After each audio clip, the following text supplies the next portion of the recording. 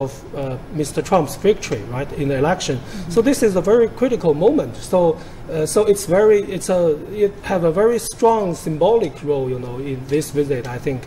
So the visit, I hope that this visit can lay like a keynote visit, to lay the foundation for the future. I don't know how many years Trump will in the White House. At least 3 years, right? For the development. Yeah, I'm sorry to interrupt now, but you're now watching the live picture of the motorcades of the presidents driving down the Chang'an Avenue. That's the biggest thoroughfare in Beijing, in front of the Tiananmen Square. That's the Forbidden City you are watching right there. Both presidents had a tour in the Forbidden City last afternoon, I should say. Yeah, these are stunning pictures here. All these sites are very well known all over the world. It's interesting seeing this street, which is usually clogged with traffic. It's right next to Tiananmen Square, which is a huge tourist attraction filled with thousands of people.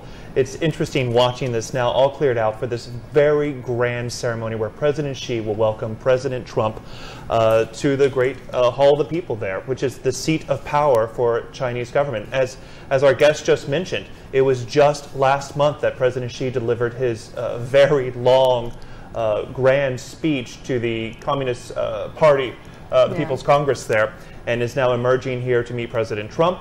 All right. On the front steps. Yeah, you're now watching the President of People's Republic of China, President Xi Jinping, alongside with First Lady, Madam Peng Liyuan, stepping out, just emerged from the building of the Great Hall of the People. They're stepping down the red carpet. They're there to welcome the United States President Donald Trump. This is a state welcome ceremony. Protocol is very important in the Chinese governance and diplomacy if you're familiar with Chinese culture, and such events are usually carefully choreographed down to the smallest detail. And China obviously want to send out a message that U.S. President Donald Trump is well respected here.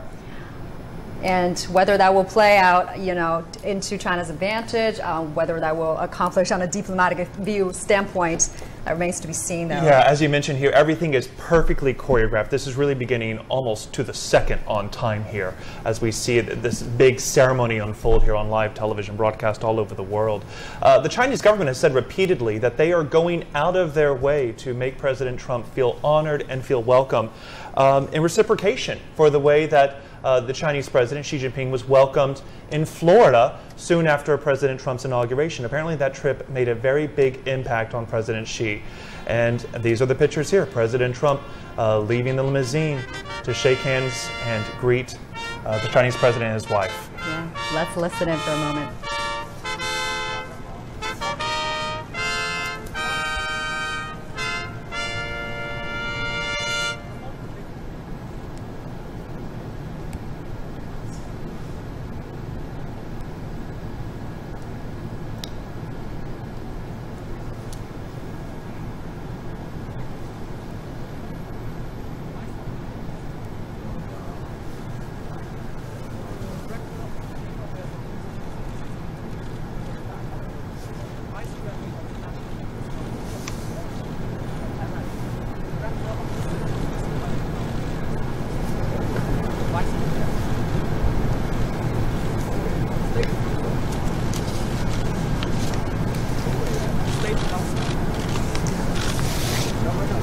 Vice Chairman of the Chinese People's Republic,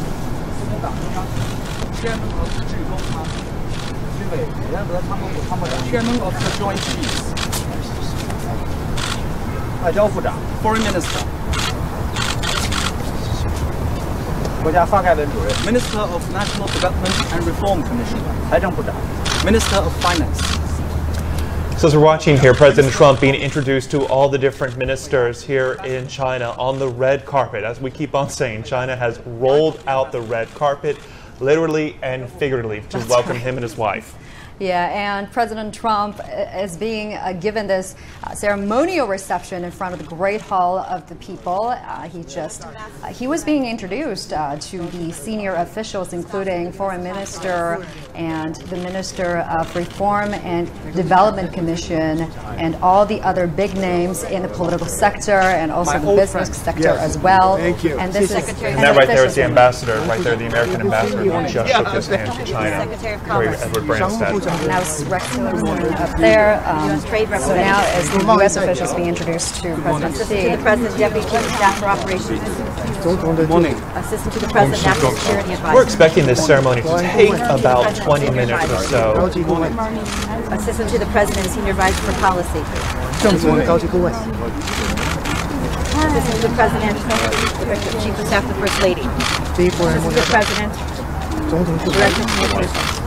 Assistant to the President, Staff Secretary. Assistant to the President, Director of Social Media. Director of Advisor. Assistant to the President, Press Secretary. And General Cabinet.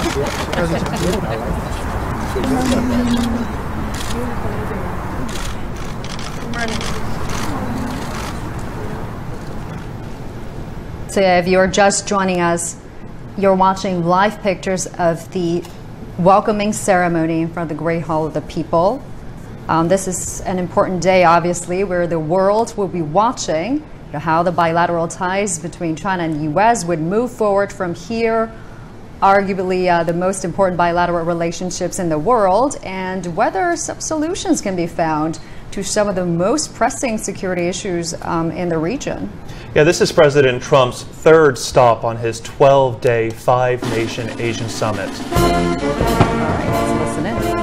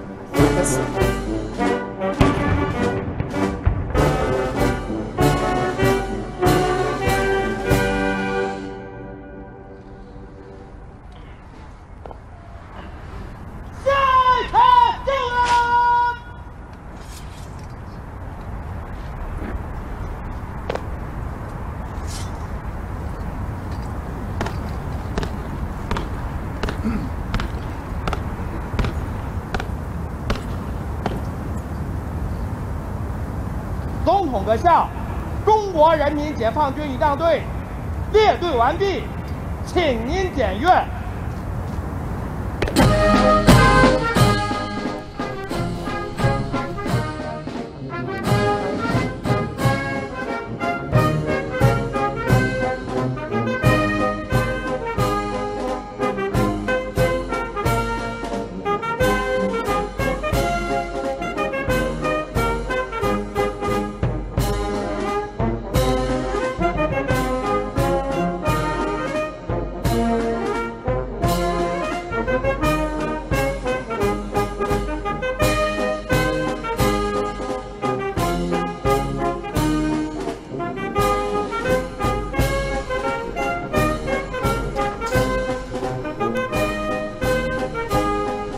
Now watching President Xi Jinping together with U.S. President Donald Trump walking along the red carpet to inspect military guard here. And the welcome ceremony in President Donald Trump's name is being held as we speak outside the Great Hall of the People. The military band had played the national anthem of the People's Republic of China and the United States, and President Trump is now inspecting the honor of guard with his Chinese counterpart now. Yeah, China's pulling out all the stops for this visit. They've called it a state visit. Plus, they are putting on a full show. We know how how President Trump definitely likes the attention, and without question, this is designed to show China's respect to President Trump and to try to forge a very long-lasting, positive relationship. Yeah, and this is their third face-to-face meeting. The first one was at Mar-a-Lago in the United States. And this song right here is actually specially chosen too. This is the Stars and Stripes Forever, which is a John Philip Sousa march penned back in 1896. The fact that the Chinese government is having this song played with American children waving American and Chinese flags outside is of special significance right there. Yeah. And today's meeting is really after, last afternoon's meeting in a more relaxed setting. They were speaking to each other in a more relaxed setting, which kind of... they had tea, they watched an opera. Yeah, and smoothed the relationship a little bit. And now clearly they're trying to set the mood of excitement, of energy, of positive feelings here. That's right. It's interesting to watch all this unfold here for the American president and of course the Chinese president too. Especially considering that, President Trump is not enjoying incredible popularity ratings back at home. But here, President Xi is without question rolling out that red carpet as they walk down here with the children singing and dancing there, greeting the two leaders. Yeah, they are waving these miniature flags, the United States flag and Chinese flag, jumping up and down. We saw one of the children earlier, which I thought was hilarious. The kid that did the kung fu moves there. Really got the move there. In a suit to boot. And so, pretty impressive. And now, obviously President Trump enjoying all this, greeting the children, saying hello. Yeah, it's a big ceremony, a big moment for both leaders here. Yeah, quite an elaborate official ceremony right there to... And after this will be serious business. The two leaders are going to go inside the Great Hall of the People where they have some thorny issues to discuss. It's not just the DPRK issue, but also trade, the economy. There's a lot on the agenda, so they will meet behind closed doors and spend more time together, and then emerge later on this afternoon for a series of events and high-profile meetings. Yeah, some of the issues, most pressing issues, as our guest mentioned a little earlier, would be the DPRK's nuclear program and the trade issues between the two countries. It'll be interesting to watch how U.S. President Donald Trump is going to change and adjust to a different audience now for the Chinese. He was just traveling from South Korea, giving this a really big speech on the DPRK problem in front of National Assembly there in Seoul. And now he is in China. So how he will adjust that tone to his Chinese counterpart, that'll be interesting to watch. We've seen a lot of changes in President Trump's tones over the months. We saw during the campaign he was very harsh and very critical of China. Once he got inaugurated, that tone has changed considerably. He describes President Xi as a good friend. He says they have a warm relationship. Although they disagree on several big issues, DPRK is just one of them. And so we'll see what kind of impact this meeting has between the two leaders over the months and weeks ahead as they try to tackle some of these these thornier issues. Yeah, let me just bring our guests back in. Mr. Donnan, Mr. Trump actually spoke highly about Chinese president, giving personal praises. I'm sorry, I have to pause for a little bit to let our viewers to kind of take in all the image. Yeah.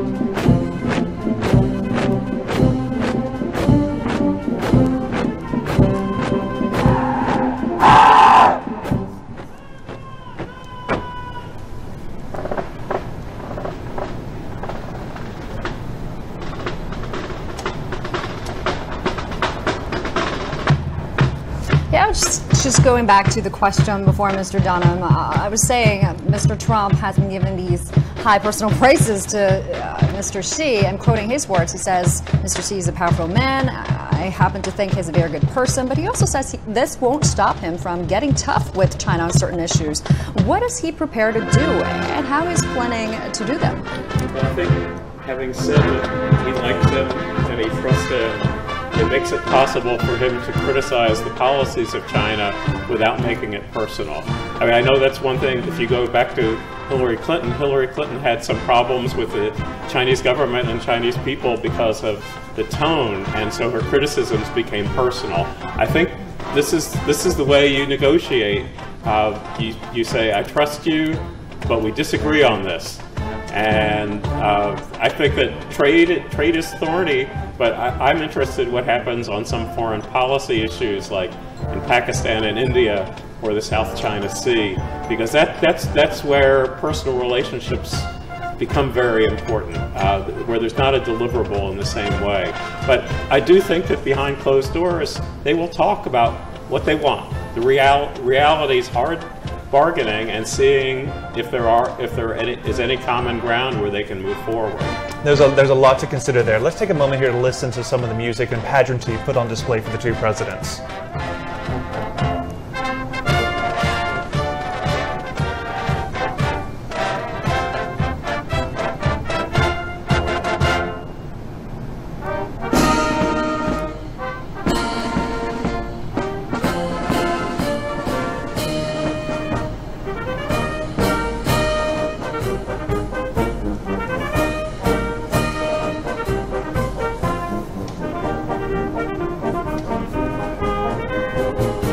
So again, these are live pictures coming from the Great Hall of the People of President Xi and President Trump right there, walking side by side along the red carpet up to the steps here for this very, very special welcome to President Trump to China.